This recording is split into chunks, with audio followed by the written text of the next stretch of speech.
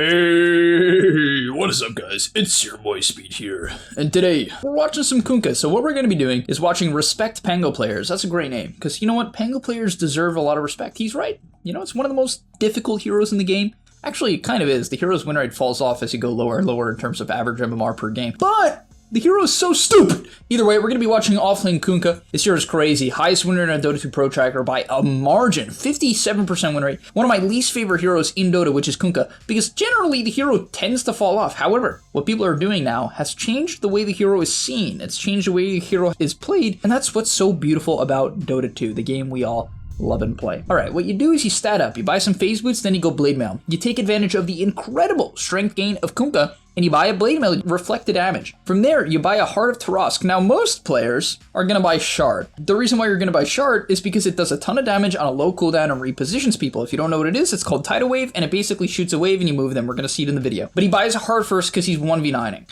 right? This Heart just lets you run in, okay? That's all it does. You run in, you take damage, and you initiate for your backline heroes. Look at his heroes. You think any of these heroes want to go in first? Hell no. But he's got a Dazzle who's just gonna sit behind him and heal him for 8 billion. Right? Just gonna heal him for 8 billion and he's gonna do his thing, right? So, okay, after that, what do you go? Ags, right? Creates a Torrent Storm, and then you go Shivas. So basically, you don't try to do damage, okay? Real damage. You do damage, but you don't try to do a ton of damage. You just go in. Now, let me give you guys an interesting little tidbit about Kunkka as I play the laning stage here. A lot of stunts in Dota were nerfed, okay? A lot of stunts in Dota were nerfed. One of the only stunts in Dota that was not nerfed, and also is not affected by status resistance, if I'm not mistaken, is Torrent, okay? The ability was just left alone.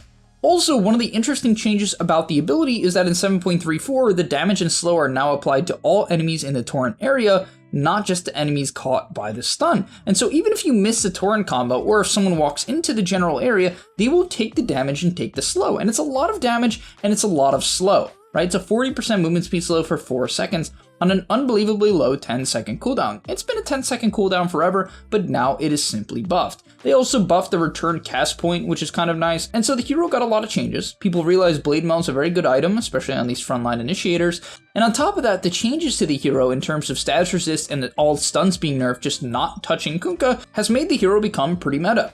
Alright, so in the laning stage, what do? It's pretty similar to mid Kunkka in a lot of ways, which is just you use Tidebringer to harass the enemy. You're going to be pushing the wave pretty frequently, but that's okay, right? Unless the lane matchup is really, really hard, in which case you should turn off the Tidebringer. If you are going to play Kunkka, you must, and I repeat, you must have autocast on your Tidebringer. This will allow you to click the spell button to turn it on and off. If you don't do this, you will push in the wave and cause yourself to get range creeps denied way too frequently, so please avoid this at all costs, right? You have to turn on autocast. But okay, from there, you're gonna use Tidebringer. Like for instance, this Tidebringer, it's kind of bad, right? Because now he gets a range creep denied. In fact, almost 2 denied. And so you don't just want to casually Tidebringer, you want to use it to harass like that. Like that was a good one. It didn't hit the range creep, it hit the Sven. So you want to pull aggro and then Tidebringer. Don't just Tidebringer and hit the range creep and get it denied. That shit is really bad. Now, as the levels progress, Kunkka eventually becomes somewhat of a lane dominator because you're very, very tanky, and Tidebringer is just a very powerful ability. It's constant harass for 0 mana. It's the same thing in the mid lane. What I kind of like about this hero more as a side lane is that he has very strong disables. If a support or a core ever walks out of position and you get a decent X in a Torrent, it's a ton of right clicks, right? Because you X them, hit them, Torrent, hit them. You know what I mean? It's just very strong. And so yeah, the Sven doesn't even try to lane at some point. I guess he understands how strong the Kunkka can be at a certain point. Now from there, assuming your game is pretty good, what you want to do is just kind of farm up a lot of neutrals and look for opportunities to TP in with Boat, right? Your hero farms extremely quick. In fact, it's one of the fastest farming heroes in all of Dota because Tidebringer is just nuts, right? This ability is just insane. There's no other way to say it. 4-second cooldown to cleave camps. It's ridiculous. So when you're farming, you want to make sure you don't hit the large creep with the Tidebringer. You want to hit the small creeps because that will cause the big creep to die the fastest. So just keep that in mind. That's all you really have to do as he farms up his Blade Mail. Now, I do think there's a lot of plays he can make. Like, frankly, he's playing the very, very passive route. However, your hero is very good at roaming. I mean, Boat is 400 damage. Right? For context, Lionfinger is like 600. Everyone who gets touched by it gets bonus movement speed, takes 45% less damage, and it stuns. It's a great spell at level 1. It's just a great spell. This hero is so good early game. So frankly, I'm very surprised he's playing the super farming route because at this point in the game, this is when Kunkka is considered strongest by most players. Now, because of the changes to the build, I would say he scales fine, but usually you want to like maybe smoke, hit the portal, X the axe, and kill that guy off if he's low, which he often would be. You want to do that, you can smoke to the mid lane, try to get a kill on the enemy mid, and then take the tower, because Tidebringer is so good at fighting at this point in the game. But as I said, he just decides to go the farming route. He just kind of clears neutrals over and over and over again, and then is looking for opportunities to TP in. And you'll see what's really nice about the Blade Mail is in certain matchups, if heroes have uncontrollable damage, it just allows Kunkka, who wants to be in melee range anyway, to do a stupid amount of damage. For instance, here he turns on the Blade Mail against Axe, which reflects not only battle hunger, but also counter helix in this case, and allows him to kill him off very quickly. Now, I'd say in this clip here, it kind of shows a good example of why Kunkka is somewhat insane. The hero's absurd strength gain and high HP pool just allows him to be a menace on the map. I mean, this clip kind of looks bad. It's like a good Lich ult, he's surrounded by 3 heroes, he gets magnetized, he gets stunned. You assume he's just dead, but a little bit of heals from Dazzle and just strictly a high HP pool allows him to walk it off. Also, obviously, his wand. And this is all without boat rum, right? If he was affected by his boat, he truly would not have even come close to dying, right? So it can be extremely ridiculous how hard it is to kill this hero. And that's why you want to bait team fights, right? You always want to be the one going in first. Also, a quick little tip if you're going to be playing the Kunkka in the off lane, what you want to do is at level 10, you want to take Tidebringer slows. It's very strong, right? It's a huge AoE slow if you hit the Tidebringer. And then in terms of comboing your abilities, he's going to X, right? Then he's going to boat, he's going to Tidebringer, and then when the boat is about to hit, he will pull back and then use the torrent, right? And this is a good way to layer the disables. You'll see when the boat stun ends, then the torrent stun comes in. And this is great because then when you don't torrent first, when you boat first, right, you get the stun from the boat, but the boat doesn't slow after, but torrent does slow after. So if you torrent second, then you actually get value out of the slow. If you torrent first, boat second, you actually don't really get much value out of the torrent slow. And so it's much better to do the combo in that way if you have the opportunity, and they kill the Sven with a second Tidebringer. And yeah, this is typically where you buy your shard. The reason why is it's just broken. It's a repositioning spell on a really low 12-second cooldown that does 250 damage. This ability is almost just another maxed out nuke, right, that you can buy for 1400 gold on a low cooldown. That repositions, and by the way, it disarms people when they are affected by it. It's insane, and so that's why you'll see it, right? Because in a fight like this, it's minute 15, you could have it, right? Maybe the Earth Spirit dies, right? Maybe this guy dies faster. I don't know. You get what I'm saying, right? It's better for early fighting. So typically you want to buy your shard here. Don't greed out, don't rush hard. It's pretty unnecessary to have.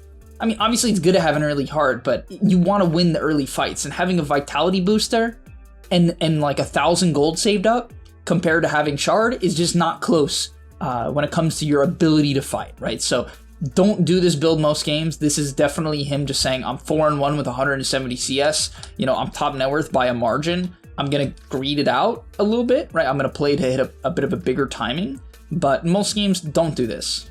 And at this point, what I like about Diem's gameplay is instead of like pushing out top, which he could do, right? He could kind of just like come here and push it out. He just runs into the enemy. I mean, look at this. He's just like, yep, I'm running at you. What are you going to do about it? X, right? Oh, you're getting pulled back. Dead.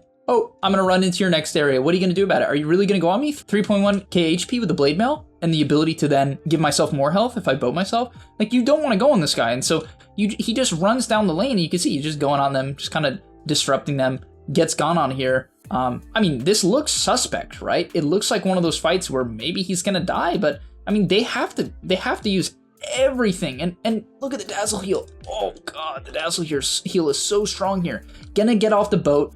I mean, he should Blade Mail way faster here. This is quite bad. Blade Mail, use your fucking Blade Mail.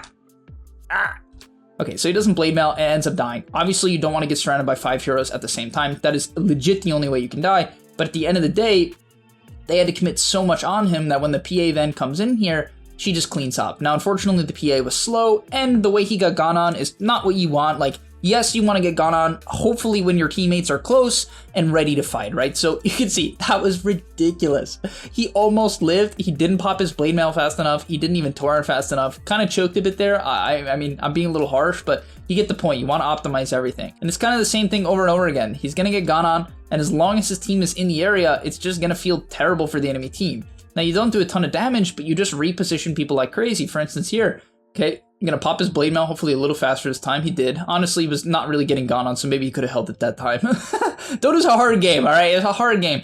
But okay, pops the Tidal Wave. That's going to push the Sven back, right, into a bad position, push the Lich towards the Kunkka, doing 250 damage to both of them, and he's going to cleave down the Lich, right? Very, very nice. Kind of forces out a BKB from Sven to some extent, and he's going to be able to cleave down the Sven as he brought the guy back in and out of position. right? Just so good, you know, so good. And so baits another fight. I think what he wanted the first time is what happened there, right? Where his team's able to directly respond. They aren't able to even come close to bursting him because, you know, any sort of defensive ability is going to come out. It's going to, you know, shut down that opportunity, and he's going to be able to get the job done. And out here, I don't even know what Earth Spirit and Brewmaster are thinking. This is never going to work, but if your teammates are getting gone on, just chuck the boat on top of them. It's going to give them that bonus rum, that bonus 45% block, which is such a high number, and bonus movement speed, and they're just never going to die, right? They're never ever going to die. And so yeah, once again, kind of run down the lane. Don't run backwards, don't farm backwards on this hero. Just get out onto the map as he tries to save his Furion here. Isn't able to get him. Sticking on top of this Sven, you can see he just doesn't care. Tidal Wave to push him back. Can chase on a little bit. His team is sort of dead here as he's going to hit his combo. One of the problems with Kunkka is you do have mana problems, which is something you have to keep in mind. And by the way, at level 15, you can see completely doubling down on being utility, not taking 45 damage, which maybe you would expect, taking Torrent, Knock Up, and Stun Duration, which then will later pair with your Ags timing. All right, and to end off the video, I mean, this team fight is so funny. It's like beautiful though, you know, that when the hero hits this timing, it can go nuts as he's going to drop the boat, right? Defensively buff up his team as per usual. Right, kind of helping the Furion live here. BKB on Sven is going to wear out soon. This is bugged. He is, I believe he's BKB'd at this point, or does he pop it even later? No, yeah, he is BKB'd. Okay, it's just worn off at this point. And so when the BKBs end, what you want to do, you want to try to wait out the BKBs. And then when they've ended, or if people just don't have them, this is when you drop the Torrent Storm. And then every 0.25 seconds for 5 seconds, Torrent comes out. And it's just, I mean, it's just ridiculous, right? It's so hard to play against. 2-man knock up here. Lich just on the side trying to get in and cast his abilities. Just gets knocked up there. This guy gets hit by another one because he's a little bit unfortunate here. And it's just a mess. I mean, look at this Lich. Like, what is he even dying to? He couldn't even cast a single spell. Like, what in the... And that's what it does. People die. It's so much damage, so much disable, not affected by a lot of the changes that were recently made to Dota. And that's why this hero's win rate has just shot up. He just somehow went under the radar, probably because he was kind of crap. Frankly, I thought Kunkka was like a bottom 5 hero in Dota. I really despise this hero. And honestly, it still has some weaknesses. Like, if it's having a bad game, guys, I'll be real. Yes, it can recover with Tidebringer, but if it's having a bad game and your team's kind of falling off, it's hard to recover because it's not that explosive a hero. It's extremely good when the game is sort of like evenish, and when you're ahead, it's completely broken in my opinion. Like, it's so damn hard to play against Kunkka from ahead. And the reason why I say that is a clip like this, as literally this is the actual end, but he gets gone on, it's just like Torrent Storm, just hits 2 heroes, you know. Too much control, you know, they can't even fight the area, they can't commit, they have to run, but you're not running from a Phantom Assassin, or a Kunkka for that matter. But alright, thank you guys so much for watching, hopefully you enjoyed, I'll see you in the next one, and I'm out. And that's all, but remember, before you leave, come on, before you tune out, subscribe to the Game Leap website, where we are going to help you get to the next rank. If you're stuck, click the link down below, and I'm out. Peace.